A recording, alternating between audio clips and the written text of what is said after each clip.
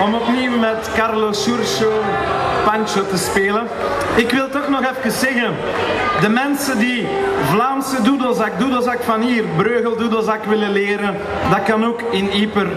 Kom allemaal in september alsjeblieft. En je moet er wel bij pakken dat ik de leraar ben, sorry.